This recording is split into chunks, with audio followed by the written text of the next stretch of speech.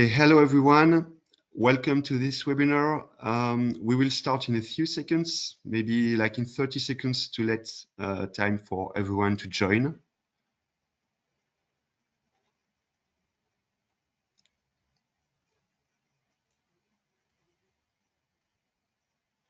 The webinar will start in 30 seconds.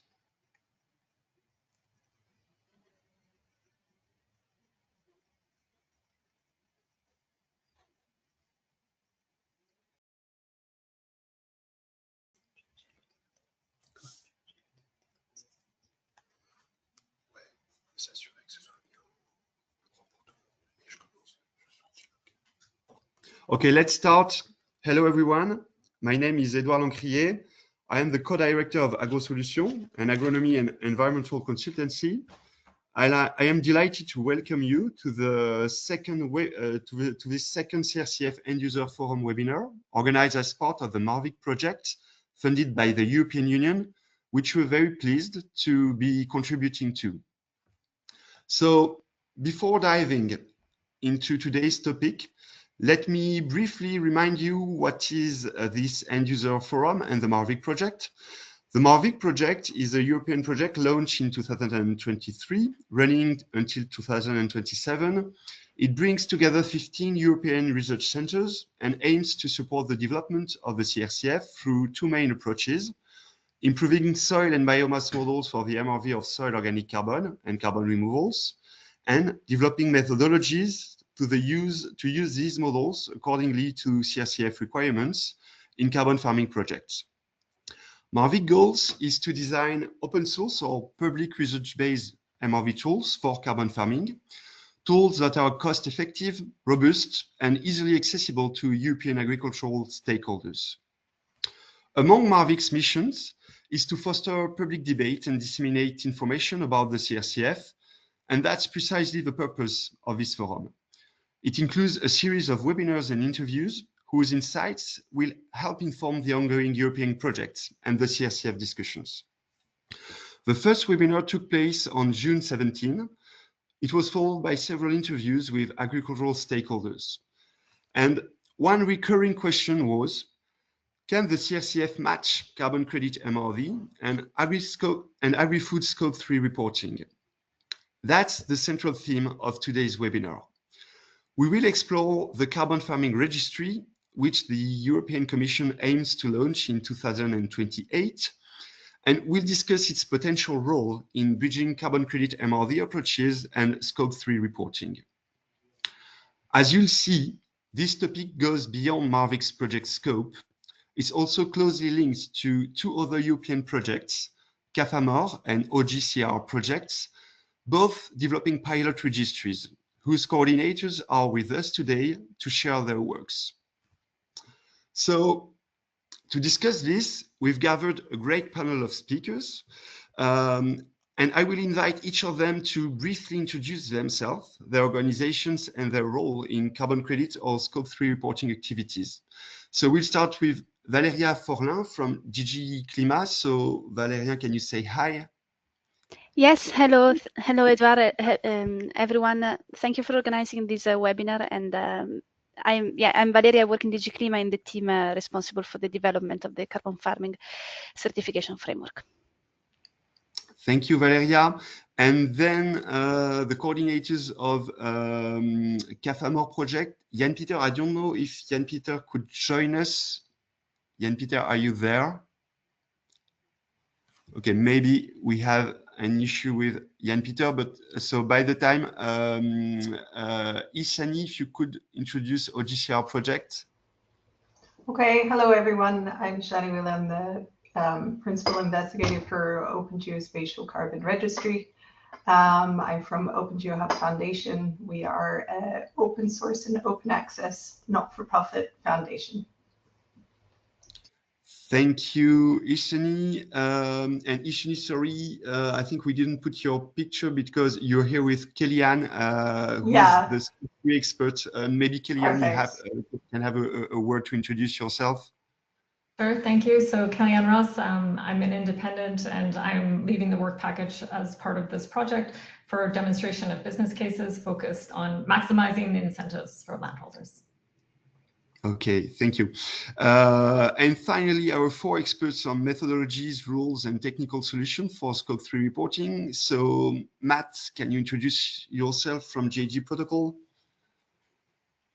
Hello, everyone. My name is Matt Ramlow. I'm with Greenhouse Gas Protocol, which is a partnership between World Resources Institute, where I work, and Council for Sustainable Development. And Greenhouse Gas Protocol provides accounting and reporting guidance to companies, cities, and organizations worldwide. Thank you, Matt. And now Naomi from DCI. Yes, thank you, Edward. Good morning, everyone. Pleasure to be here. So my name is Naomi Montenegro Navarro. I'm a senior technical program manager at the Value Change Initiative, and we basically work on all things Scope 3. But today I will be sharing about the role of and the rules for physical traceability when you're reporting removals in the Scope 3 inventory under GGP. So pleasure to be here. Thanks for the invitation. Thank you, Naomi. And now Marianne from SustainCert. Sure. Good morning, everyone. Thanks for having us, Edouard. My name is Marion Verle. I'm the CEO and co-founder of SustainCert.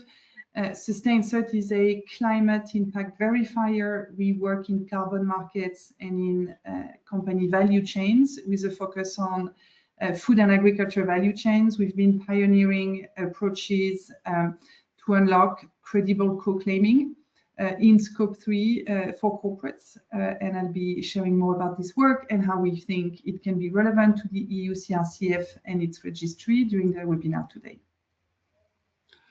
Thank you, Marianne. And last but not least, Kim Shopping from SBTI. Can you say a word to introduce yourself, please, Kim?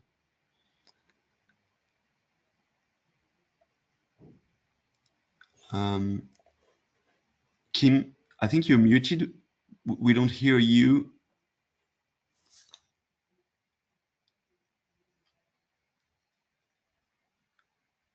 Can you hear me now? Yeah, it's working. Thank you. Okay, great. I wasn't muted, but it took the wrong microphone. Okay, I'll start again. Thank you, Edward, and hi all. Happy to be here today with you. I'm Kim Schopping. I'm the regional lead for Europe of the Science Based Targets Initiative, or SBTI. SBTI develops standards, tools, and guidance that enable companies to set emissions reduction targets that are in line with the goals of the Paris Agreement. And I will speak today about how reporting conducted under the CRCF might be recognized within the SBTI framework. Thank you very much, Kim. And so a brief word of the agenda of today. Today's webinar is divided in 2 main parts. Part 1 will focus on CRCF and European projects that are related to MRV tools and the carbon farming registry. So for part 1, we'll start with a short summary of the key points raised in the forum regarding the registry. Then Valeria Forlin will present the EU objectives and vision regarding the registry and provide updates on the CRCF. Finally, for part 1, we'll look at the CAFAMOR and OGCR projects, which are developing registry pilots. For CAFAMOR's project, we'll showcase the pilot that links with MARVIC Works, the development of a common farming MRV tool that both supports carbon credit MRV and Scope 3 reporting. Part 2 will be a roundtable discussion with our invited Scope 3 reporting experts. They will present different reporting approaches for Scope 3 and share insights from upcoming releases. They will also share their views on whether carbon farming MRV and Scope 3 reporting could be aligned or not, and their views on the role of the registry could play in that convergence and/or its limits. The conclusions from these exchanges will help us to design the registry in a way that strengthens the link between carbon credit MRV and Scope 3 reporting in the agri-food sector. We'll then take a few questions from the chat to close the session. An important note, please keep in mind that this webinar is part of research project. So our goal today is to share ongoing approaches and developments, not necessarily to provide definitive answers. We aim to use this exchange to map areas of convergence and divergence, which will form a basis for further work and improvement. Your contribution in the chat or further feedback will also help us outline the main directions for future progress. Just a final information before we start, you can submit questions or comments via the chat. Only organizers and panelists can see them, and some of them will be selected for a Q&A session at the end. This session is being recorded and will be available for replay afterwards. So, among the key points that emerged from the previous forum exchanges, general feedback on the difficult takeoff of carbon farming. Some very nice projects are being launched, but they're mainly pilots, and for the moment, the scalability is questioned. More specifically, field actors highlight the difficulty linked to the risk of double counting between carbon credits and agro-industry Scope 3 reporting. They also stress limited sources of funding for the transition that create a need to combine multiple finance streams for each project, highlighting the need of solutions for co-claiming and co-financing. Also, a lack of clarity regarding Scope 3 boundaries and claims related to carbon removals was pointed out. Interestingly, most respondents express high hopes in the CRCF to overarch existing reporting schemes and push forward a harmonization of MRV standards, notably for carbon credits and Scope 3 reporting. Still, many questions remain, mainly on the practical reality of its implementation and its funding support. Last but not least, many respondents stress their desire to see a convergence between CRCF and SBTI, saying that SBTI should recognize CRCF MRV. So now we'll ask Valeria to maybe give us some words regarding the European project of registry. Valeria, the floor is yours. Yeah, thank you, Edouard. If you allow me, I will first start with an update of where we are with the methodologies, and then I will talk more about the registry. Indeed, Personally, I work more on the development of the methodologies for carbon farming, where we are coming to an end of a 2-year process to finalize the methodologies for agriculture and agroforestry, afforestation, and peatland wetting. Yeah, this has been a very long process, which started even before, maybe it was still 2021, with the first ideas behind this certification framework.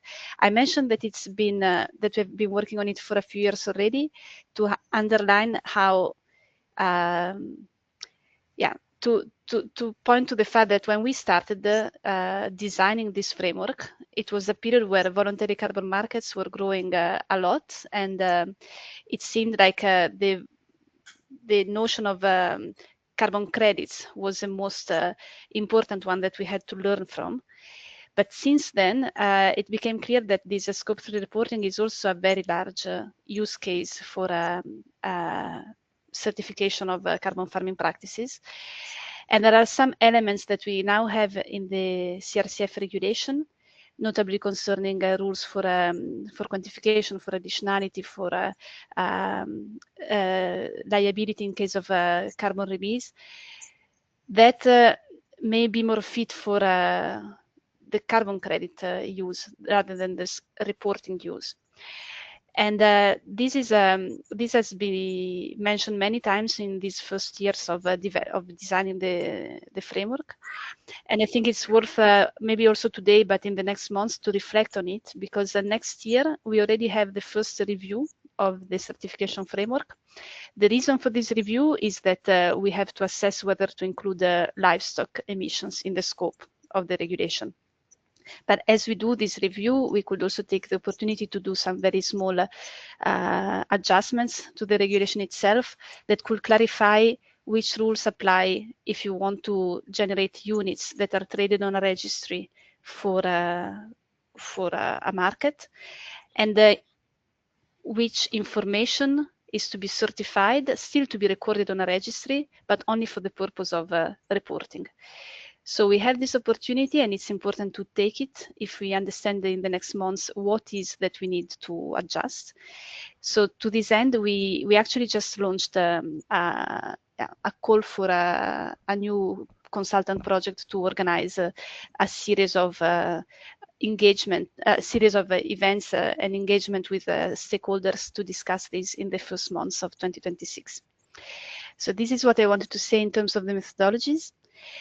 And then on the registry, no, sorry, another thing we want to focus on next year, in the first half of the year, is, as you mentioned, Edouard, to create also more clarity about how carbon farming can be financed. So once we have this protocol in place, this framework in place, we do want people to buy units from European carbon farmers or to use it for certification of Scope 3 reporting. So we want to create a pool, a demand pool for this product.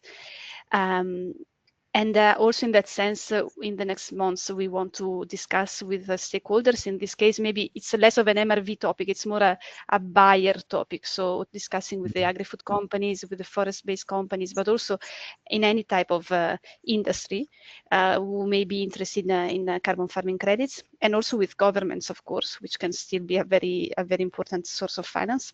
How we can jointly, how can we join forces between the EU, the member states, and the industry to support farmers and foresters in transitioning to carbon farming.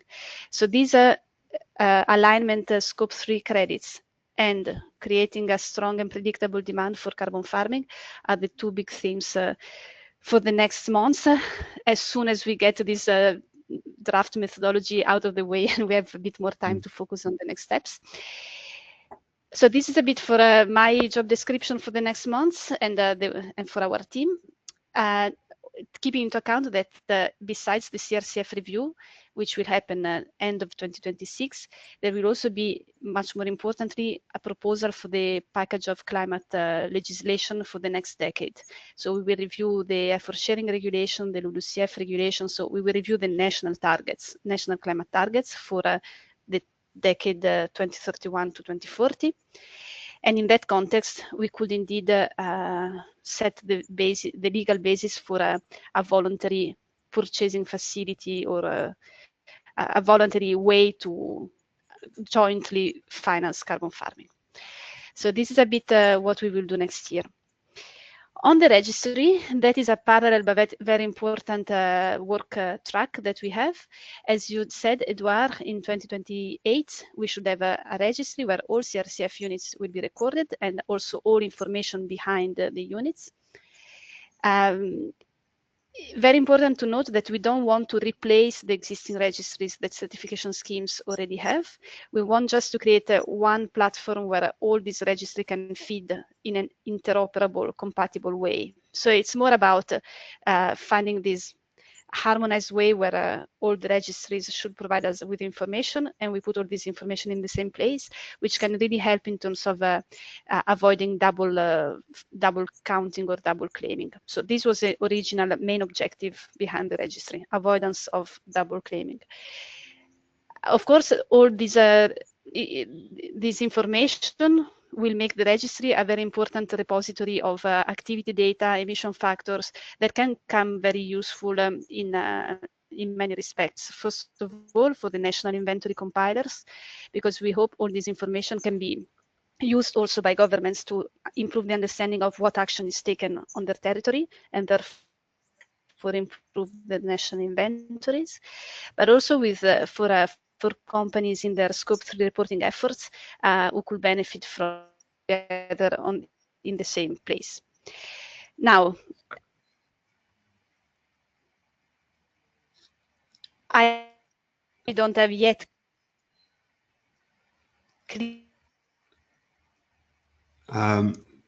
Valeria, I don't know if you're we're receiving you, like, I'm not sure your connection is perfect. I am the only one, or working on that. So on the one. Okay, I will let Valeria a few seconds to try to reconnect, maybe. Focusing on blockchain technologies. You can hear me very well? Now it's better, I think. Maybe if you I put your camera so that we have more.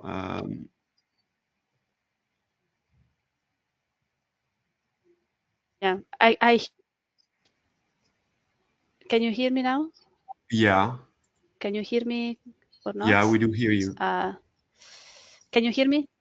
Okay. Yeah, Well, okay. I was just going to say that. Okay, I was just going to say that while we in the Commission are taking care of all the IT infrastructure, in terms of the content and how these registries should be designed, we have these two. I'm sorry, we're losing you again. So, okay, I propose we move forward, and maybe Valeria, if you hear us, we'll give you more room to finish your presentation. So maybe we can switch to the presentation. So yeah, what we can take from Valeria's presentation is that apparently there is still room for adapting CRCF methodologies and rules to better match Scope 3 reporting of agri-food companies and the production of carbon credits. Next step is to introduce the EU projects that develop works to support the CRCF developments. So I introduce Jan Peter that can present us the project, the CAFAMOR project. Jan Peter, yeah, yes. If you have slides to share, could you present them? Do you know?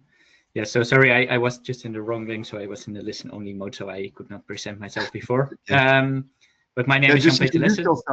At the same time, sorry. Yes, I'll do so. So my name is Jan-Peter Lessen. I'm working at Wageningen Environmental Research as senior researcher on climate and soils.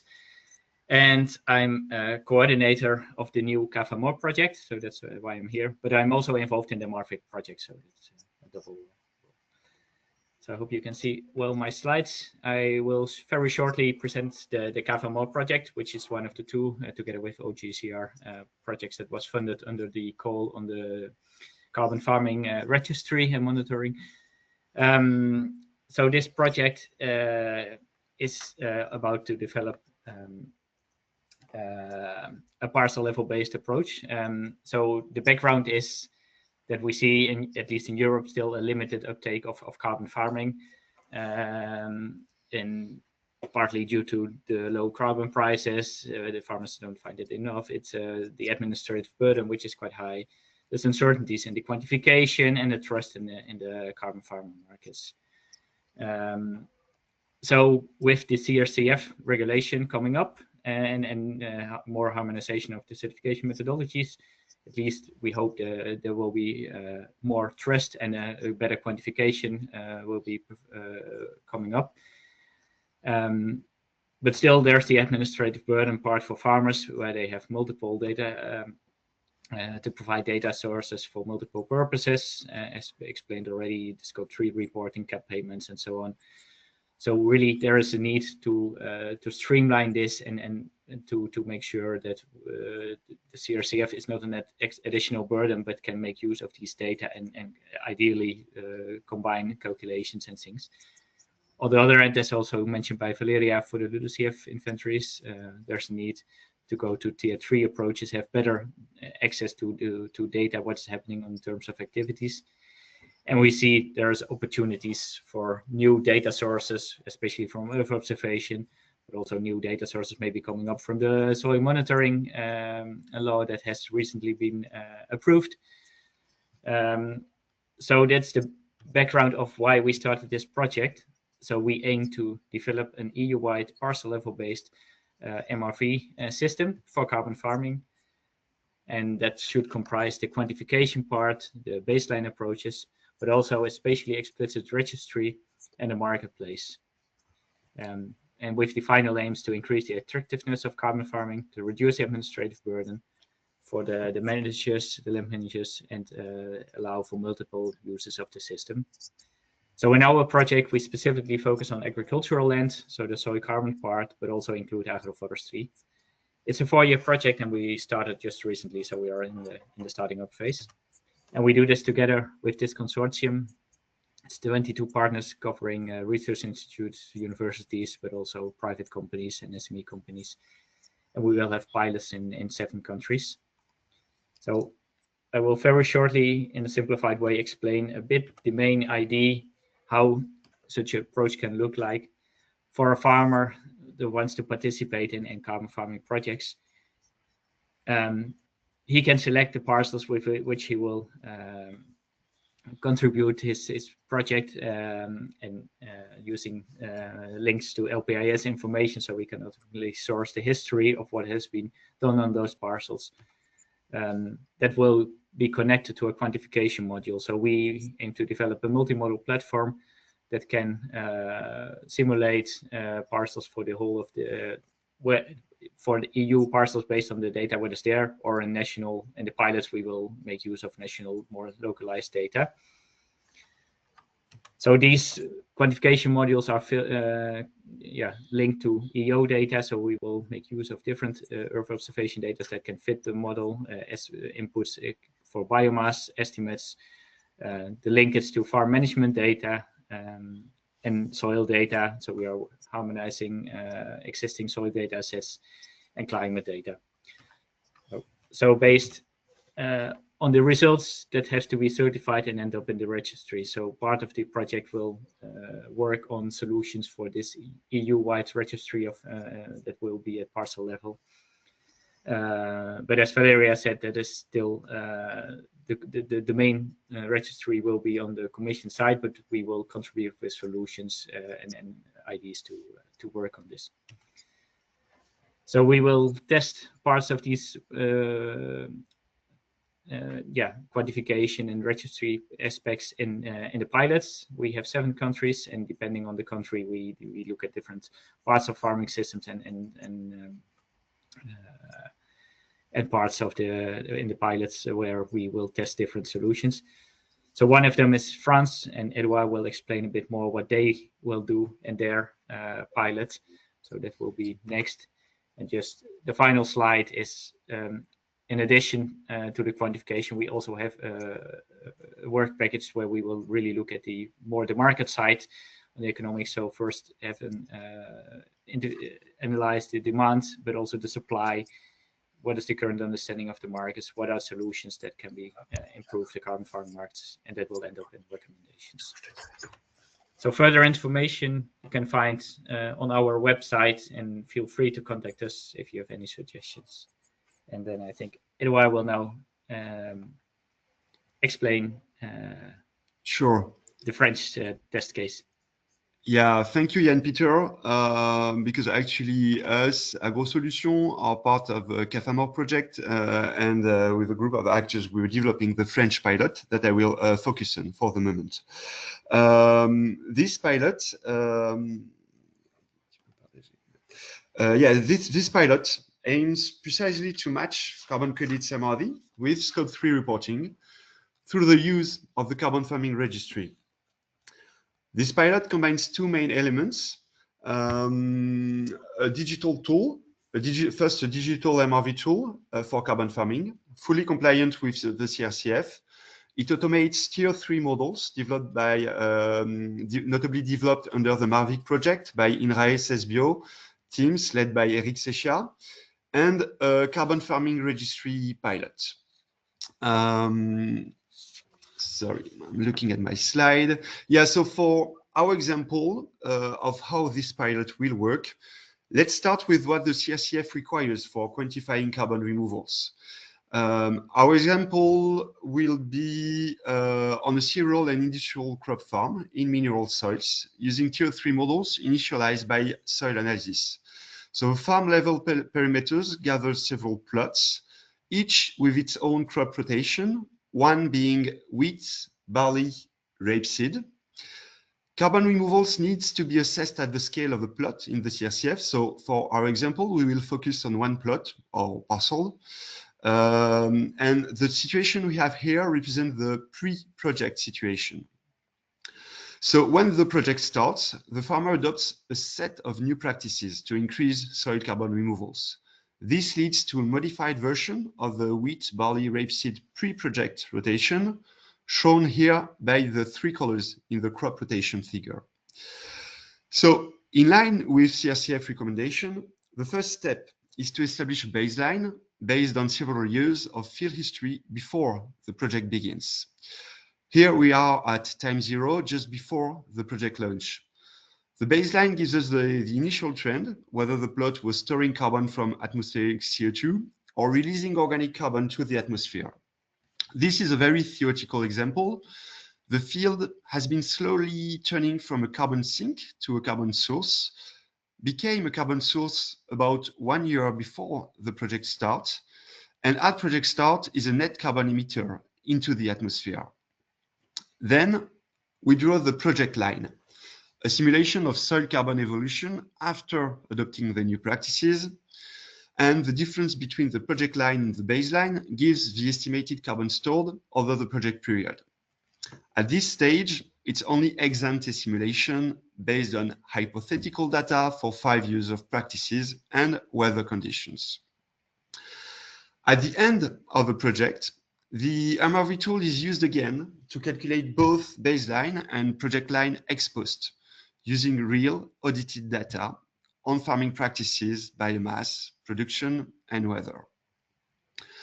The ex post difference between the 2 lines and the horizontal line materializing the frontier between soil carbon sink and carbon source gives the quantified actual soil emission reduction and soil carbon removals achieved during the project. These can then be used to generate carbon certificates for the voluntary market, adjusted for greenhouse gases emission, deltas, and uncertainty. Well, CRCF has other requirements to convey quantified soil carbon removals or emission reductions into carbon certificates, but it is out of scope for today's demonstration. And now I will focus on what we propose in the CAFAMOR pilot, so that carbon credit MRV can be matched with Scope 3 reporting. The carbon farming tool we're developing can also be used for annual reporting. So at the end of each crop season, the tool is used with real primary data at plot level to run calculations covering soil emission reductions, carbon removals, soil carbon stocks, uncertainty, and greenhouse gases emissions during the crop year. These can be expressed either per hectare and per year or per ton of grain. So year after year, the tool builds a plot level annual data set covering nearly all the information required for Scope 3 reporting or carbon credit certification. In the example shown, we've used a very simple wheat, barley, rapeseed rotation. But provided we agree on allocation rules for carbon farming practices that are cross cultures, then the same approach applies to more complex transitions. For example, to regenerative agriculture and including longer rotations with, for example, the introduction of low input, low carbon crops like hemp, cover crops, organic fertilization, and agroforestry. So the carbon farming MRV tool we are developing is already partly operational. The GAG module is deployed on over more than 5,000 plots for Scope 3 reporting. The carbon removal module has been tested on around 1,500 farms for carbon farming programs, though it doesn't yet provide crop level detail. And that's what is planned for the next version. So within CAFAMOR's project, these 2 modules, GAG and removals, will be merged to allow annual plot level reporting with crop by crop results. The first version will be tested in early 2026 with some of our field partners, farmer cooperatives, and agri-food companies. The tool will keep evolving throughout the project, but a release of the first version is planned for 2026 onwards. Among the ongoing developments, the assessment of environmental co-benefits, including biodiversity indicators. This will be done by integrating the indicators we're developing through other biodiversity-focused projects. And also the automation of primary data integration, especially data derived from satellite imagery. This digital tool is being developed within CAFAMOR jointly by AgroSolutions for the methodology and user experience design, SMAG, which is a French market leader for farm management system and whose SMAG Trace platform hosts the digital tool and interoperates with other FMIS. Scientific research team of CNRS SBio INRAE for a Tier 3 soil model and satellite-driven biomass model, Airbus for satellite data production and biomass data production, and Terranis for the testing of a tool in different European countries. So, from a technical perspective, here's what kind of data that can be provided. Obviously subject to farmer consent, which is a key condition. Just to say that our tools already include data sharing consent mechanisms, allowing farmers to authorize partial or full sharing of their data, notably with value chain partners financing their transition. But the key questions now are, with this kind of data, how can the registry serve as a bridge to Scope 3 reporting? And what are the limits of this approach? In this case, how could we address them? So if we look at the digital chain from primary data collection all the way to a carbon claim marketplace connected to the CRCF, we have carbon farming tools collecting plot and crop level data, which can serve both for MRV of carbon credits and Scope 3 reporting for agri-food companies. They provide the same data set as in the earlier example. And then the information can be sent and stored in the registry. Then if an agri-food company knows where its grain supply comes from and reports on Scope 3, then associated claims could be flagged in the registry. And what's not claimed by agri-food company could then be used to generate carbon certificates for the voluntary market.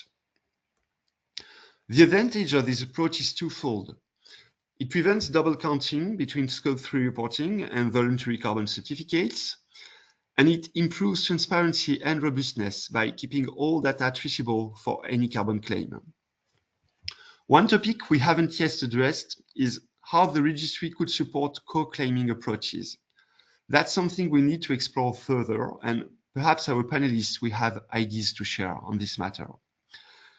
Another key benefit of the registry, it's geo-referenced, and provided that every plot has its own digital identity, its climate impact can then be tracked over time, as long as the MRV is applied and feed into the registry.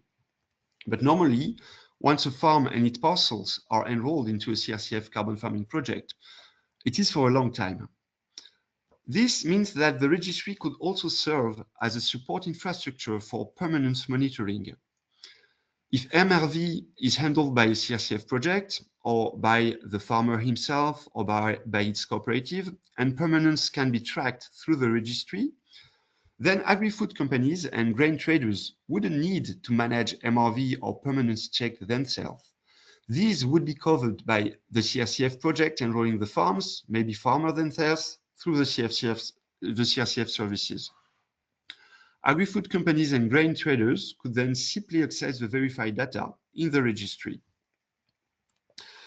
However, a major limitation remains. This relies on physical traceability between farm plots and agri-industry supply chain. And that's a significant challenge, as for most plots today, this traceability do not exist. So this is where comes a question for our panel. What are the options when there is no traceability? What are the options for Scope 3 reporting for agri-food company? What would the registry still be useful and how when there is no physical traceability? And how to design the registry so that it maximizes support to agri-food Scope 3 reporting. So I will now let the floor to not to our panel for a moment, but to Ishani and Kellyanne to introduce the other European project that works on the registry, to present their works and how they address these questions. So the floor is yours, Ishani. Okay, thank you. I will let you share your slides. Hopefully everybody sees. We do see it, yes. It's not in. Okay, better? You can Yeah, see that's it okay. now? Thank you. Great. Okay, hello everyone. So our project is essentially towards an intergenerational open geospatial carbon registry. I will not go through every single item we are going to develop. I've tried to trim it to what may be of interest to this crowd, but you can also look on our website and follow through all the other items. Okay, we have a lot of project partners. A good third of these project partners are actually open source software developers, and hopefully you will see soon why we are so adamant on developing software. We have quite a large consortium. There's 20 partners, 11 associated partners. We also include Canada as well, since they have joined Horizon. They give us a really good outside of EU use case for how to work with data and information. And this is me being silly down the bottom of the picture with the lead author of the 2006 Good Practice Guidelines from IPCC. So OGCR in a nutshell, we are looking at participatory monitoring at tier 3 level for all lands. So we are not actually just focusing on one piece of land. When we started, we said every person and every place matters. So it shouldn't matter whether they have 1 hectare, 100 hectares, or 1,000 hectares. We should be able to cover everybody. We are building, obviously, open source, as I mentioned, and fair and care compliant MRV ecosystems. And these are linked together from parcel to continental scale. It is not to be an exclusive system. It is to be fundamental infrastructure support for many systems on top. We take this as our challenge. We are looking at unification of both carbon farming categories and also the MRV systems, because for us, essentially, uncertainty calculations are the most critical calculations, and this allows us to standardize across. And yes, we are very much focused on how do we maximize the landholders' interest in all of these schemes. All right, we are working across all 3 of the working areas for CRCF. So yes, I've modified. We do consider like biochar removal and these permanent carbon removals to also have a temporal element, and we will be looking at these in terms of their economic value and utility value and value to the atmosphere through time. Okay, I'll pause here. I'm not going to read everything, but essentially this is a snapshot of it's actually 6 different pieces of open source software that we are in the process of developing. This one up the top, the geospatial catalog, we already have a lot of these systems in place, but we do need to link them up and have them created in a way that sharing and consent and withdrawal of consent is straightforward and easy and not a barrier.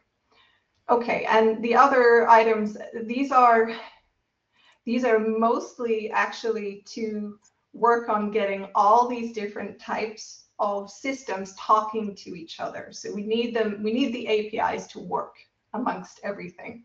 So we consider that this lower level software coordination is somewhere where we could contribute to CRCF. Okay, so why am I showing this one? Well, GLOWY, this is a soil carbon map over a long time. This work is in review at the moment, but it's also preprint is published. And what it's showing is essentially soil carbon loss from land use change. This is a global product. What it tells us is what we already basically knew, was that very drastic changes, we can actually determine with sufficient certainty losses in carbon, soil carbon. For the smaller changes, yeah, it's not, the system is currently not what we consider precise enough. And so in this project, we are driving the precision down to plot level. And the way we are doing this is essentially, prediction, sample optimization, local updating uncertainty calculations. So this is an example we give where the model initially is saying, okay, here is your level, but when you actually take samples in the field, it has dropped somewhat. Okay, Kellyanne, may I give to you? Yes, please. So I'm conscious we all want to get to the panel. What I'm presenting here is actually the basis of the panel discussion and the experts that are included. It's really the main challenges we have in aligning the CRCF with the Scope 3. And the primary two challenges are allocation and attribution. Allocation is really about like what the carbon footprint is. This can be modified depending on how you allocate, right? So the rules can allow you for different ways of allocation, and so your carbon footprint can look different depending on how you allocate. So this could be a potential problem. The second is that you can produce these stranded assets, and Edward alluded to this as well. He mentioned that the asset that may not be claimed by the company could be sold in the offset market. So there's still a question of like how that would work in practice. And then on the right-hand side, we talk about attribution. Attribution, I think I understand, is what we're trying to solve with the value change initiative, who's present, and with SBTI, it's like, how do we make sure that without the physical traceability, the physical chain of custody that Edward also mentioned, we can still actually claim these carbons. So there's still like a want of the buyers and the food and ag companies to purchase these certificates. And this question of attribution, of course, is solved through these supply shed approaches, but the issue with supply shed approaches can be that you end up with different methodologies or different outlines of supply sheds, and so you end up with potentially different baselines in your starting point. And inventory accounting is required for supply chain accounting for these for food and ag companies. And the second one is around gaps in framework, and this is also a question that we're interested to hear from the panel. So if you have, or from the CRCF policy developers as well, so if you have these two different reporting frameworks, if they're both allowed still, even with the geospatial registry, we have the potential of double claiming. So that presents the challenges, and if you move to the next slide, Ish. So Ish presented our modular structure for the registry. I just want to walk you through what data would be collected for each of the certificates. So we look at it from these tokens, or the NFTs. So we have a parcel NFT related to the land unit, and there'll be a lot of attributed data that we can get from Earth observation, from modeling, which is conducted by our project partners. We have the second NFT related to the project, and this is really about attributed data that we can get from the CRCF. So if yield is a required attributed data, then we would be able to include it. Of course, that needs to be addressed by the policy. I think what we speak about here is more the data capabilities when we look at what OGCR is producing in terms of modeling. And these NFTs can be brought together into a batch, and that batch can produce tokens, and those tokens can be notified for the supply shed that they have been produced. So if the supply shed is interested in claiming them, then they can reach back to the project developer. In this case, I refer to the farmer's wallet because our objective is really to maximize the incentives for the farmers, and we see them as owning these tokens, and through the smart contracts, the companies can have a right to claim or not, or that can offset depending on the rules. So all in all, these are the data capabilities that we are able to support with our registry system, but there is still this gap with the policy, and we want to understand how that gap can be filled and what the potential solutions are suggested by people representing the private standards on the panel today. Okay, thank you. Last slide. If you'd like to get involved, there's some QR codes. I shared the slides in the chat. You're welcome to follow them there. And yeah, please get in touch. We are just starting, and we kicked off in June, and yeah, we're a little bit the new kids on the block for the carbon farming area. However, we have been mapping and modeling carbon for a very long time, so we got excited and decided to get involved. Thank you very much. Can I hand over, please? Yeah, Thank you very much, Ish and Kellyanne, for this presentation. I think we are on the same page. Like we can produce reliant calculations on greenhouse gases abatements, carbon removals, but at some point we need to rely on collectively agreed rules, claims, and what can be sold to whom, with which claim, which value. I don't know if Valeria has joined us again. And Valeria, if you're here and if your connection is good, if you want to finish your speech. Yes, but I don't want to take any more time. I was just going to say that on the registry side, we are taking care of the IT initial setup, but in terms of how we design it, we will rely on, especially for carbon farming, on the work by the two projects, CAFAMOR and OGCR. So I was just going to introduce them, and now you all see what they're going to do. So I was almost finished. Sorry about that. That's okay. Thank you very much, Valeria. We'll now open our panel, and we will start with Matt from GAG Protocol. Thank you very much, Matt, for being with us today. Can you tell a bit more us about the different options that agri-food companies have for their Scope 3 reporting? And based on this, we see how it can match with what we're developing in the CRCF. Yeah, thanks, Edouard. So we've heard a lot on the presentation earlier today about Scope 3 reporting, and I'm happy to present a little bit about what the Greenhouse Gas Protocol's upcoming land sector and removal standard, what the requirements and guidance will be on how companies can report on their Scope 3 value chains for the agri-food sector. This has been a project that's been in development over the last 5 years through an international multi-stakeholder process. You can see we had a draft that went out for pilot testing and review in 2022, and we're in the process of finalizing that and excited to be publishing later this year. So the land sector removal standard builds on Greenhouse Gas Protocol's corporate standard and Scope 3 standard.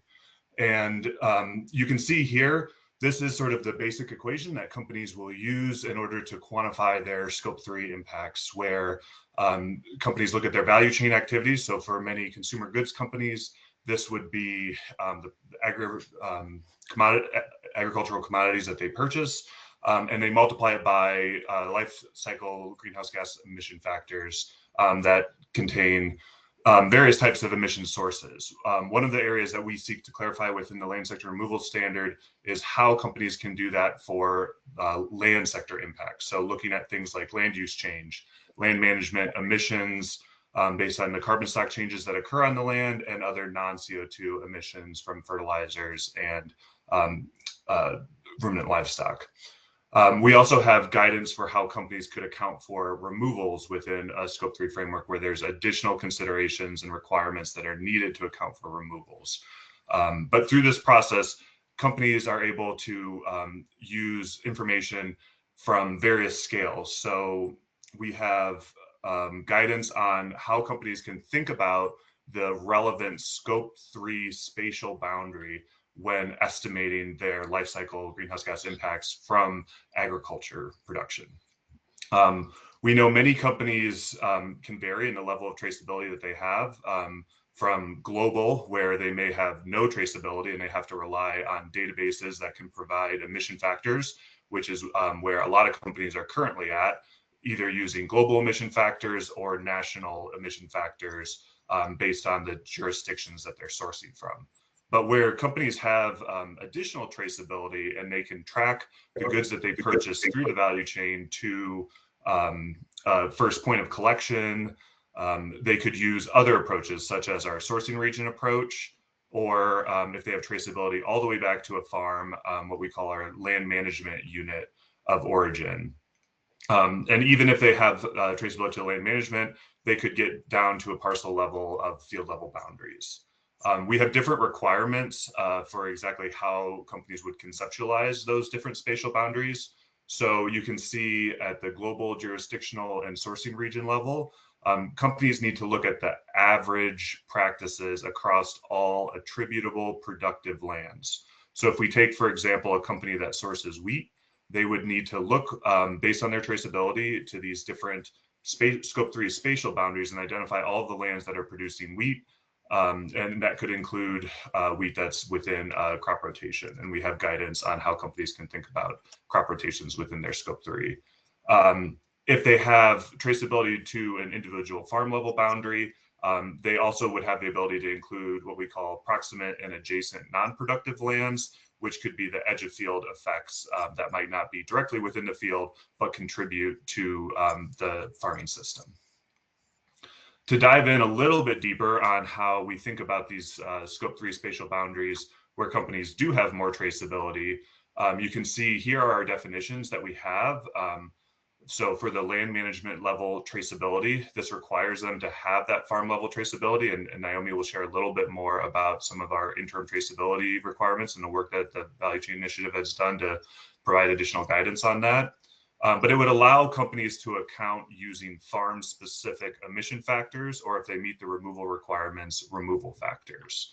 And as I said before, only when you have that farm-level traceability would you be able to include edge of field effects to understand what are those practices that are actually related to the production of the agricultural commodity. Where companies don't have that level of traceability, they still have the option to report removals if they can trace it back to a sourcing region of origin based on the first point of aggregation or first processing facility. There's different ways that companies could draw the boundaries for their sourcing region.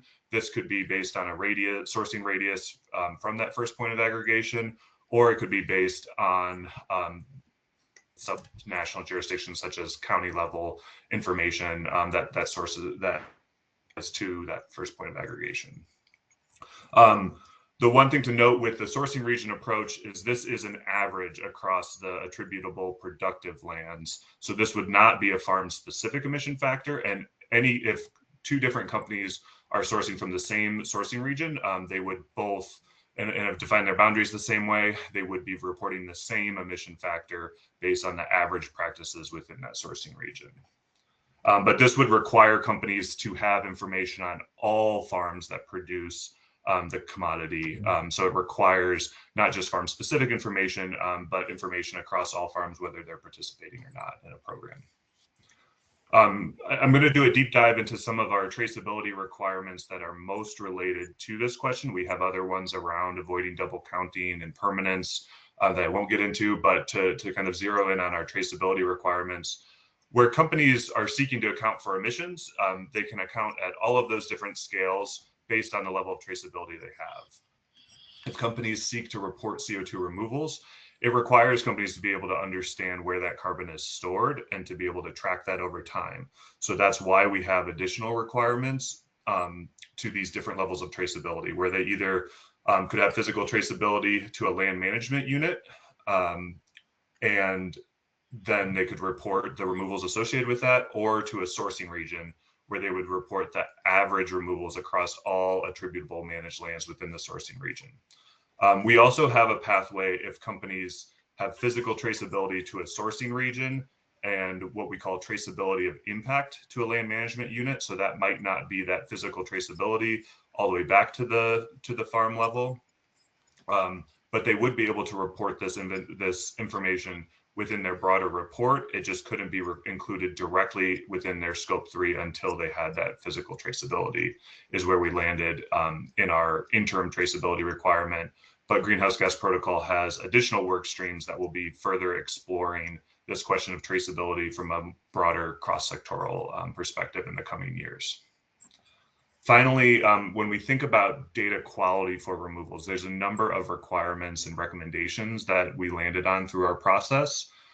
So again, removals are accounted for based on the annual or annualized carbon stock changes that are occurring on lands within the relevant boundary.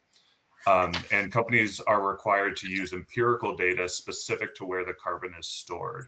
This will enable them to provide quantitative uncertainty estimates and we have requirements that they need to resample using consistent measurements to inform the estimate through sampling-based approaches, or to calibrate models at least every 5 years.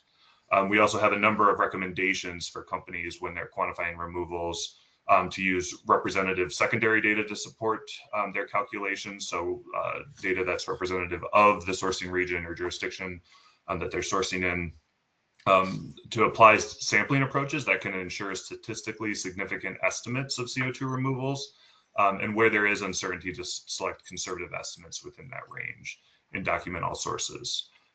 So looking back to a lot of the information that was presented about what is being proposed for the CRCF registry, we do believe that this could contain the information that's needed to support estimates if they're able to provide greenhouse gas emission data, as well as estimates of soil carbon stock changes, but also information on production, so that you can create those emission factors or removal factors within the relevant boundaries.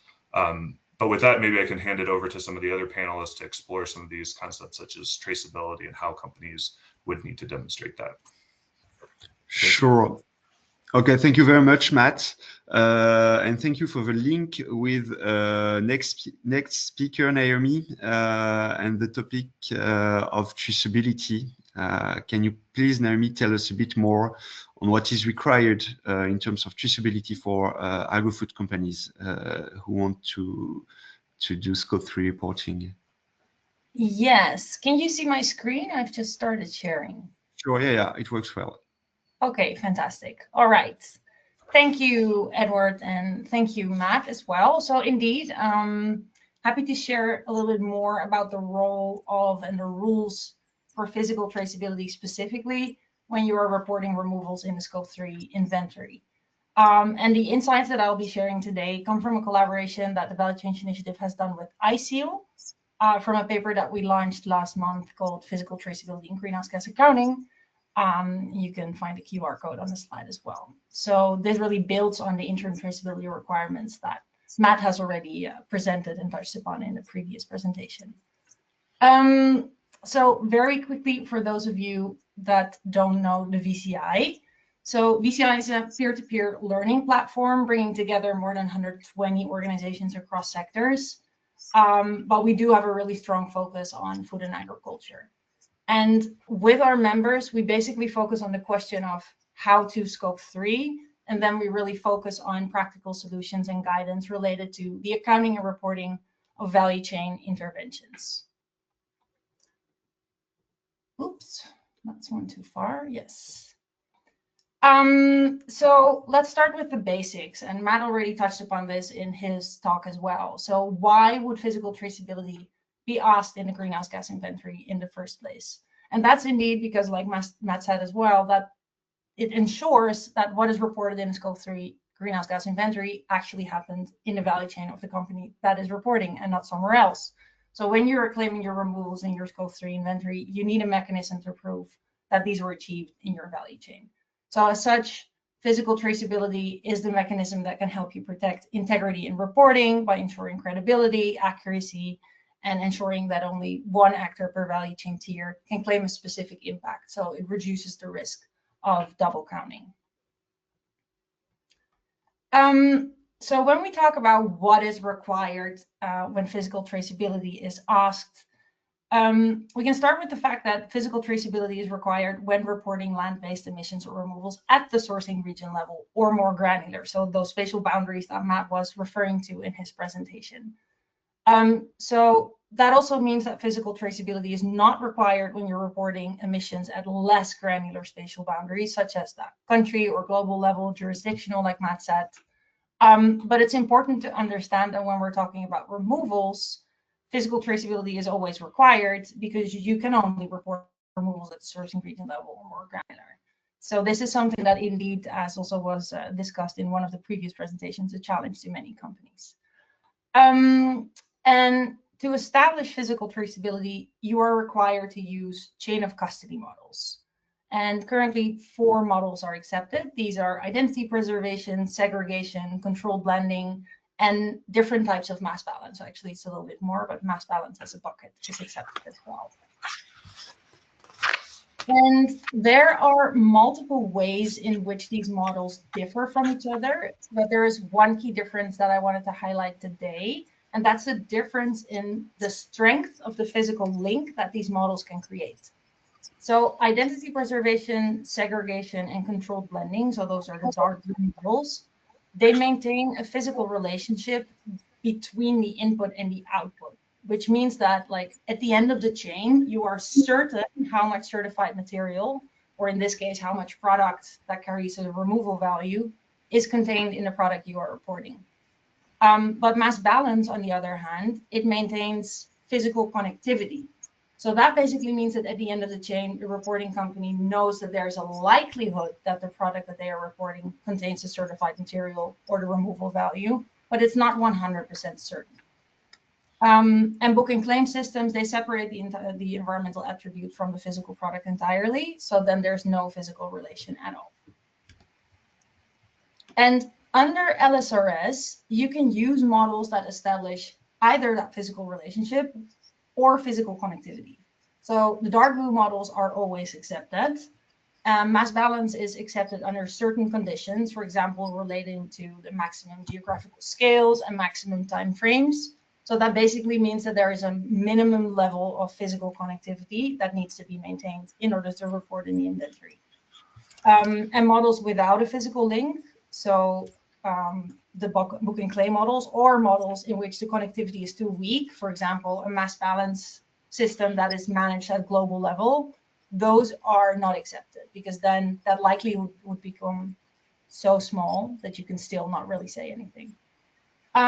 But the thing that I want to highlight here is that having physical traceability does not mean that you need to have full traceability, in the sense that only fully segregated supply chains can comply, and that you need to track each grain of rice separately, because that's a misunderstanding that we sometimes hear. There is flexibility in the system by its acceptance of models that constitute physical connectivity. However, there is one more nuance that I do want to make, because traceability and chain of custody are often used synonymously, but they mean different things. So traceability is about being able to track and verify the history and origin of a material. So it helps you to define where something came from. And often this is done retrospectively. So you can answer that question, where does this come from, after you have sourced your product. Chain of custody, on the other hand, it's a form of traceability, but it's by definition forward-looking. So it's a forward-looking control system that governs how materials and their associated data move between actors in the chain. So you cannot answer that question of how our volumes and attributes moved and handled from one actor to the next after your product is sourced. It has to be done while the products are moving through the chain. So the implication is that chain of custody models always require active collaboration over the value chain. And because of this, implementing chain of custody systems can be challenging, and that's something that we've seen in that study as well, in a more complicated and long and dynamic value chains, which are many of the agricultural value chains. And Matt also touched upon this earlier. So currently, if you don't have traceability to the field level, for example, you could report that impact outside of the inventory using impact traceability. But to report in the inventory, you would need a chain of custody system in place all the way to the field level, or to the sourcing region level, if that is where you're reporting your removals on. And on the VCI side, we do think that other traceability systems could be possible as well, that would still answer the question, where did this come from, with a certain level of integrity and credibility, but that would require a little bit less collaboration and control, and would thus be easier to scale in agricultural value chains. So to summarize, under the land sector removal standard, physical traceability is required whenever companies report at sourcing region level or more granular. So it's always needed when you're reporting removals. And to establish it, you need chain of custody models. But physical traceability does not necessarily mean that you need segregation. So it can be achieved through chain of custody models that maintain connectivity instead of a full physical relationship, like mass balance. But the however here is that chain of custody models, even mass balance systems, can be difficult to implement in the more fragmented and data poor agricultural value chains due to that need for coordination and data sharing. So that's why the VCI is also exploring complementary models, such as backward traceability systems that could establish physical traceability or physical connectivity specifically in the more complicated settings, so those where chain of custodies are hard to scale. And then lastly, given the focus of today's discussion, I wanted to share some very preliminary thoughts on the role a registry could play in enabling physical traceability for Scope 3 reporting, because in a way, I would expect that the registry would not play a direct role in itself, as in it would not provide the traceability systems in itself, I would expect. But I think it could help make traceability easier to achieve. And this was also already presented about in the presentations that we heard in the first part, but by providing that access to accurate field level or even that regional data, potentially by enabling alignment across the value chain on the conversion factors and the allocation keys that are being used throughout the chain, because that also needs to be aligned. And obviously, and this is also something that Valeria confirmed, by helping to prevent double counting by tracking the claims made. And this could potentially also be done for the reporting claims made. So these are early ideas that have not been scrutinized, but I thought it would be nice to bring that up because they could help contribute to the discussion on how the registry could play a role. So of course, there's much more to say about all of this than the time available allows today. So if you would like to learn more, there are a few ways to get involved. You could join our market-based instruments program to explore how you could use MBIs to support decarbonization when physical traceability isn't feasible. You could also participate in our working group really focused on food and agriculture, because this is where we're going to advance the discussions on what alternative models for backward traceability could be that are scalable and what impact traceability would look like in food and ag. And finally, I can imagine that today's presentation might have sparked more questions than answers. So in that case, you can watch the full recording for the webinar that we did with ISEAL to dive deeper into the findings. Yeah, so with that, thank you for your time and happy to pass the mic back to you, Edwards. Yeah, thank you very much, Naomi. So now maybe an example, a practical example that Marion from Sustain Cert could explain us. Marion, there is a topic we haven't covered much for the moment, which is co-claiming and collaboration of agri-food companies to take the farmer into transitioning. I think you have some examples to share with us and maybe explain us a bit more what you do, what solution you can bring. Thanks, Edouard, and thanks for the previous panelists who've set a really thorough and good sort of background for what I'm going to be talking about, indeed, which is how to do co-claiming and some of the learnings that we've had working on that over the last 7 years or so. So I'm going to share my screen quickly. And so just to perhaps share a little bit about where we're coming from. Sustain Cert, we're young, sort of fast-growing company. We're positioned in the ecosystem as a climate impact verifier. And we're using technology to accelerate credible climate action. Where we've been working in that space for 7 years now, really focusing on one hand on carbon market verification and value chain verification. And we're always looking at ways to bring together the best of the two worlds, leveraging our platform and digital enablement to drive credibility and scale. We've played also an important role in developing the market, creating shared understanding around key concepts, be they associated with digital verification or Scope 3 accounting through the work we're doing with Naomi and the Value Change Initiative. A lot of the developments we've pushed to the market at Sustain Cert come from extensive engagement with industry leaders, through the VCI, like Greenhouse Gas Protocol, SBTI, also on the carbon market side with the World Bank, the ICVCM, Vera, and others.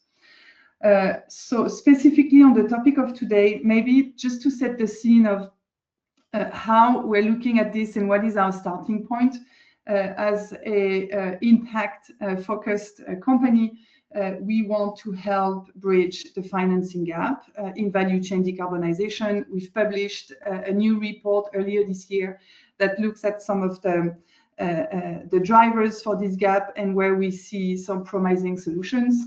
I think it's fair to keep in mind that although the sector accounts for 1/4 of global emissions, it only gets 5% of climate finance. We're looking at $1 trillion financing gap. In our view, to scale decarbonization and help cover that gap, we need to strengthen the business case for climate action. Companies are taking action often because it makes business sense for them, especially in the food and agriculture sector. Resilience is becoming a key element of company strategies, specifically in that sector. But we also strongly believe that we can strengthen the business case by clarifying and standardizing the incentive structure. And so Naomi talked about the work that the value chain is doing around market-based instruments. For Scope 3, we see that as a really powerful tool to strengthen the business case by strengthening incentives for companies to invest. And if we can do that, then we think that work and this infrastructure for market-based instruments or bridging carbon markets with value chain claims can be used to leverage and crowd in investments from the financial sector. The key takeaway for us that we are focusing our efforts on is that co-claiming is really critical to unlock investments from corporates at scale. We've learned over the years that, of course, no organization can do this alone. We need companies to co-invest. We need to bring funding from a range of sources and organizations to drive action at farm level. And to make co-investment possible, we need to unlock co-claiming. And that's really the take we're having on the financing gap and the angle and the framing we're taking when developing our approaches and our solutions. So what does co-claiming mean and how? What have we learned over the years? So we've published last year a paper called Dual Factor Credibility. And this is really our way of conceptualizing some of the key high-level principles behind credible Scope 3 claims. And I think it's good to start with that because it also helps structure the conversation around the role of the CRCF and the role of the registry. So we see credible co-claiming as a two-legged instrument or approach. The first leg or the first factor is everything that enables credible impacts. So those would be the CRCF methodologies or the work that is happening at farm level from a monitoring, reporting, and verification perspective, having data at parcel level, being able to quantify removals or avoided emissions or even emissions precisely falls under factor 1. The second factor is everything that is required to enable credible claims. And here, the requirements will not necessarily come from typical carbon market standards like Vera or Gold Standard. They would typically come from the Greenhouse Gas Protocol and SBTi. What can be claimed where? As a company, what does it take for me to make a claim? And depending on the information I have, what type of claim can I make? And the requirements to unlock credible claims and credible impacts are pretty different. Sometimes they overlap or they have some dependencies, but more often than not, they're actually pretty separate. And I'll just take one example to keep in mind. If you're looking at credible impacts from a carbon market perspective, you would expect additionality to play a very important role. Everyone knows that carbon market standards, including CRCF, require additionality. However, to make a Scope 3 claim, to report a Scope 3 emission factor, you don't need additionality. It's not required. So the way we look at credible impact and credible claim will be different depending on the context and the end use case, whether it's a Scope 3 claim or an offsetting claim. So some important learnings from Sustain Cert since 2018 that I think are worth sort of sharing with this group is the fact that, so really focusing on credible claim side, flexibility is key. And we've heard, I think, from previous speakers about the need to do allocation, the need to do attribution.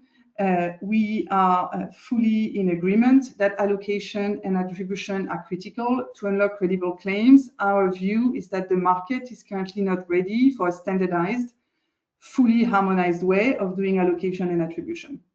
We're still very far away from that, and what we've learned through our clients and our platform is that we need to retain a large degree of freedom, because corporates will want to do allocation and attribution slightly differently each time, depending on their context, their level of maturity, but also depending on the type of claim they're looking to make.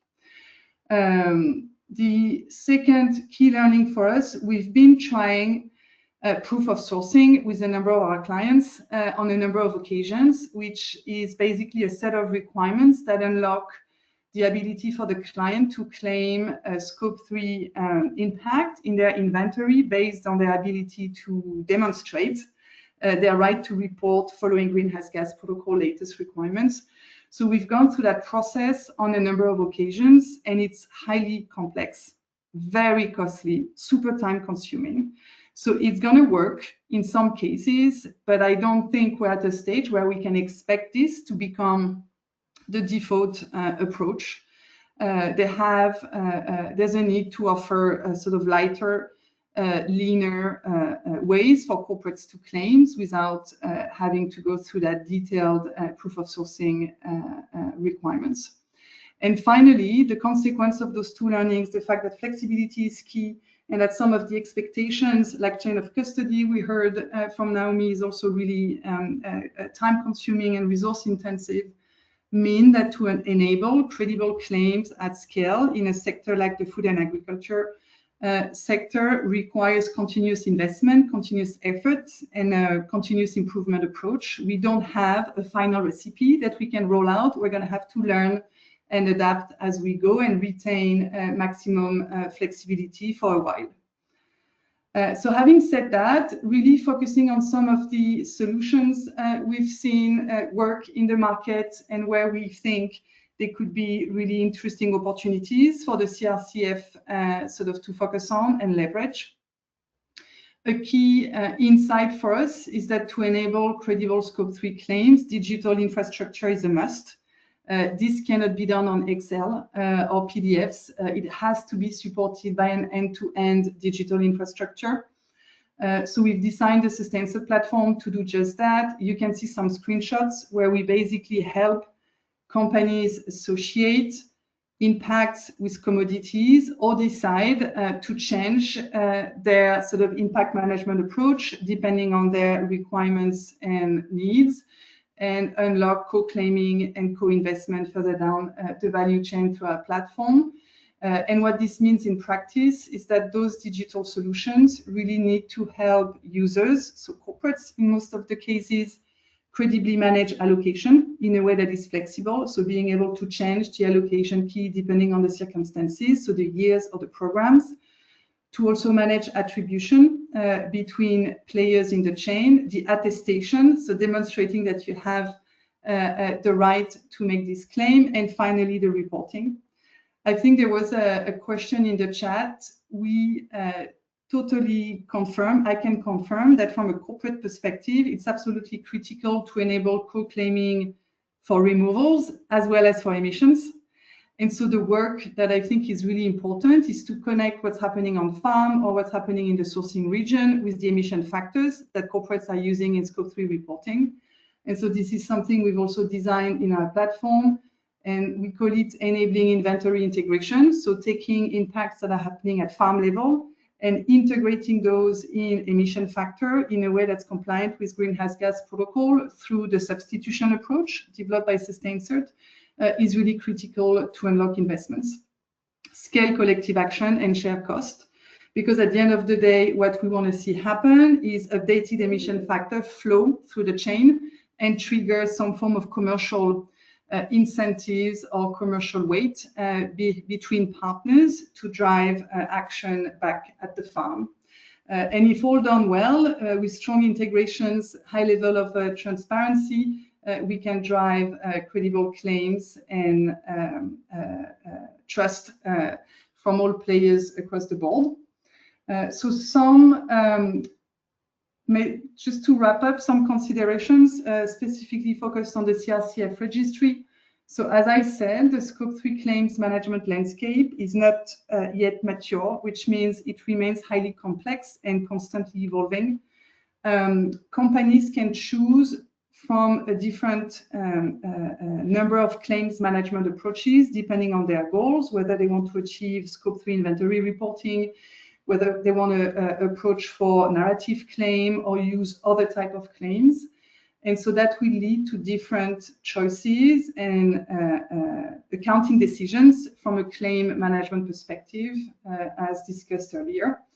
And so what we can see happen in the future to really enable the maturation of the Scope 3 claims landscape in Europe is a world where the EU registry would interface with claims management systems that are already existing, such as the SustainCert one, but not only, there are others that are emerging, and would really work as an enabler of a credible Scope 3 claims management at the EU level. And what we could see would be really relevant is to leverage the strengths of the EU registry as they currently stand and will continue to develop around access to parcel-level data, intervention data, the fact that the EU registry would be issuing units or managing the unit issuance process with the other sort of scheme registries that would be eligible, and really play the role of double counting prevention. If this Marion, is covered, yeah. So we really need to wrap up because we're late, so I'll let you. This is my last slide. Yeah. So I'll just finish with that. And so the idea would be that the data in the EU registry could be mirrored on Scope 3 claims management platform to make sure that claim management can happen as flexibly as possible. And when it's done, that is reflected in the EU registry to avoid double counting. But use that as a separate system to allow sort of scalability and full flexibility, and really put corporates as central users of the two systems so that their needs for Scope 3 reporting, emission factor, sort of data management, but also commercial data sharing are fully met. Okay, thank you. Yeah. Very much, Maria. Sorry, we're running late, but thank you. A last question to close this panel for Kim of SBTI. Kim, most European agri-food companies are either directly committed to SBTI targets or indirectly required to align with them to meet their clients' expectations. These same companies will also have to comply with the European CSRD, which encourages them to engage their farmers in carbon farming projects under the CRCF framework. Many of these companies would like the performance of carbon farming measured with CRCF MRV to be recognized within the SBTI framework. So the question is, do you think that SBTI could recognize transition pathways measured with CRCF MRV system in Europe? And more broadly, if the European experience were to inspire other continents or regions, could the implementation and achievements of SBTI targets in the future rely on regionally or organized MRV systems, partly supported by public institution or regulation?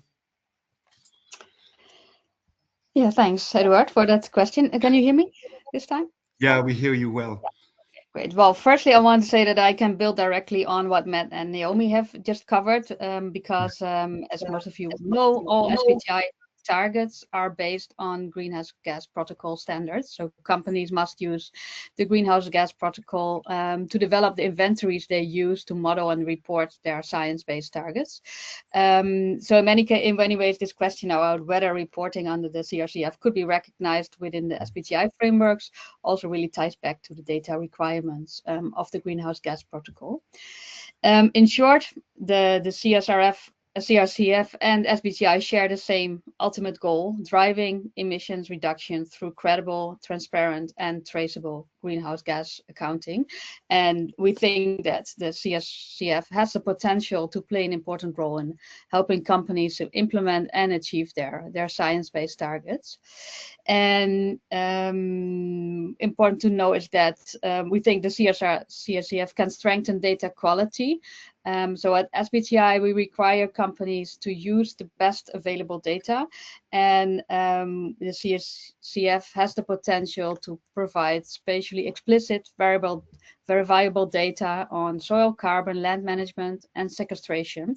And that kind of granular farm level information could replace the generic estimates that are widely used today, as Matt also touched on. And this is exactly the kind of improvement that we as SBTi want to see. So we think it's a very positive development. Also good to note is that verified data is becoming more important at SBTi. We are currently updating our corporate net zero standard. We published a draft earlier this year.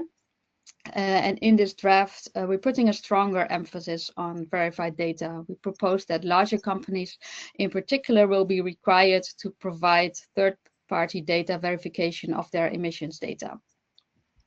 So that direction aligns with what the CRCF wants to deliver. Then maybe briefly on the traceability. So and what can be counted toward your targets.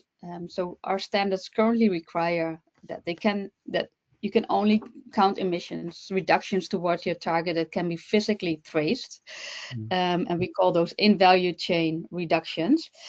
And whether CRCF data can be used as primary data for Scope 3 reporting will depend really on whether that traceability or chain of custody can be established at a level accepted by SBTi.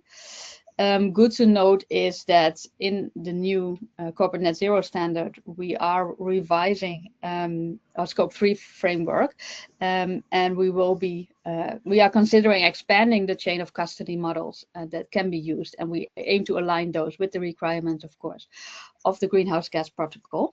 And on the 6th of November, we'll be publishing the second draft of our standard for public consultation. So you can read there what the updated proposals on the Scope 3 framework are, and also are able to provide feedback still, as there will be a consultation period. And lastly, I want to explain that SBTi does not permit companies to use purchased carbon credits or offsets to meet their targets. So only the small share of residual emissions at the net zero year can be neutralized through removals or carbon credits.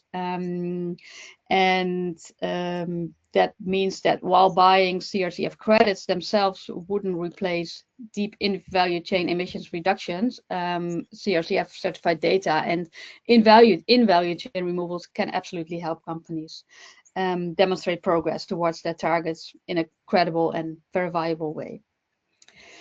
And then I think, Edward, the last part of your question was if we would welcome the application of the registry. Yeah, we see that Europe is a region a bit in advance in organizing the transition through a public design, which is the CRCF. If this would inspire other regions, Southern America, Asia, I don't know. Do you think that then the SBTi could rely more on locally or regionally adapted framework to support the transition, knowing that the transition and the MRV of the transition in agriculture is very specific to local conditions? Is it a way that can be explored? Yes, definitely. So I think it will really help in making more reliable data available, and those frameworks would need to align with the SBTi requirements and also Greenhouse Gas Protocol requirements. But overall, I think there will be really positive development on improving the availability of reliable data. Okay. Well, thank you, Kim, for this positive conclusion on the possible convergence of the standard that is really expected from a lot of people. I'm sorry because we are late, but I'd like to ask those of you who would like to answer a question from the chat, if you identified one that you'd like to answer, want to pick someone, just take the floor. None of you. If not, maybe there are a lot of questions in the chat, so we'll see how to address it later, maybe. So we have a question from Maria Castella, which is how companies define the boundaries of a sourcing region, the supply shed, in a way that balances the need for geographic specificity with the practical limitations of collecting primary data, and what criteria or proxies are acceptable to delineate these regions, and what level of granularity is considered sufficient for MRV purposes. I don't know if any of you is inspired to answer, and you can find the question in the chat. Is a question of Maria, or pick another question if you'd like to. I can address it, but maybe Matt, you would like to address it from like the sourcing region perspective. Otherwise, I can share a bit about the learnings from developing supply sheds. Well, go for it, Naomi, and if Matt wants to expand. I can't find the question in the chat, but I think it's about sort of how do you define what your sourcing region or supply shed is supposed to look like. And we've explored this in our previous working group last year. So we published about this, I think, at the start of the year.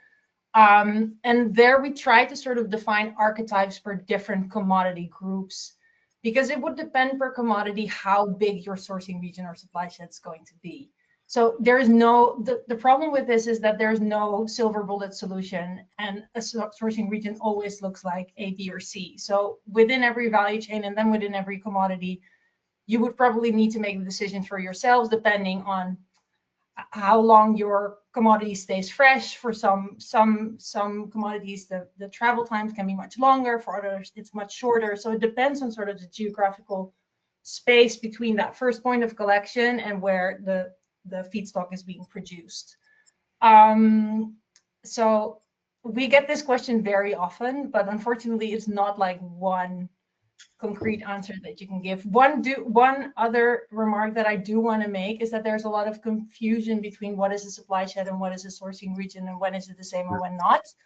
So maybe just one remark, that a supply shed that is in compliance with LSRG and that is the same as a sourcing region complies to all the requirements from a sourcing region. So in that sense, you would include all attributable productive lands. It would be linked to one specific point of collection, the same things that Matt presented about.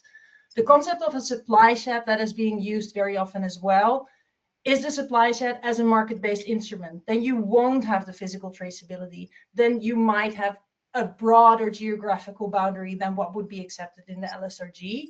It would allow you to make it much easier to claim things because you don't need to have those stringent rules.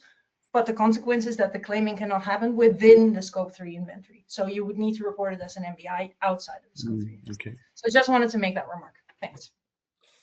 Maybe just to elaborate on a few of the points that Naomi made. So I think the one key part that defines a sourcing region according to Greenhouse Gas Protocol's guidance is it's really about that tier in the value chain, that first point of collection or aggregation. But we do allow for quite a bit of flexibility because the concept of that can vary quite a bit based on the agricultural commodities that you're dealing with, the geographies that you're dealing with, the production systems. So we needed to take a fairly flexible approach that allows companies to define sourcing regions that really fit for them. But on the question of the level of granularity, as you saw in the presentation, the concept is that the sourcing region should encompass all farms that have the potential to supply to that point. So that's really the concept that we put out there for companies to be able to apply. I think in the context of the CRCF registry, I think there's some great opportunities where the registry could help provide that parcel level data within the given jurisdictions that could sort of provide a centralized, standardized place to clarify what are the different farms producing within that region. Because I think that's the other factor that needs to be highlighted, is not only having good greenhouse gas emission data, it's also data on production and what land uses are present and how that rotates over different rotations. So I just wanted to kind of emphasize that for scope 3, it's also really important to have good production data and to understand how the greenhouse gas information can be then translated into life cycle emission factors. That is ultimately what companies need for scope 3 reporting. Yeah. Okay, thank you very much. Before we close with this webinar, do any of you, the panelists, have a final word or want to react on some points that Yeah, Kellyanne, want to say something? Yeah, I mean, I know we are at the end of our time, but I guess the question is still, as long as we allow for this open concept for attribution allocation, I think we have the potential for market manipulation. And I think this kind of leaves us in at the same starting point as the voluntary market is left at right now, in terms of there's a lack of trust in the marketplace. And I think that's essentially what we're trying to correct with the CRCF. So I think there's still a lot of work to do for us to make that alignment. And again, we need to address the policy gaps. And well, we hope to get as much data as possible, including things on yield, to be able to allocate. I mean, that's still a little bit of a pipe dream in terms of having that across the continent of Europe. But, and Ish could speak much more confidently about this, but just to leave on that I think, and Valeria brought this up at the beginning, like we just need to really work on that policy to make sure that it is a credible market in the end. Okay, thank you, Kellyanne. Do any of you want to answer or complement, or is it okay? Okay, well, thank you all. So we've got a lot of material to work on, to take conclusions on how we could move forward and improve and develop the functions of these registries in our pilot projects. So again, thank you very much. And that's all for today. We can stop here, say goodbye to everyone. Bye-bye.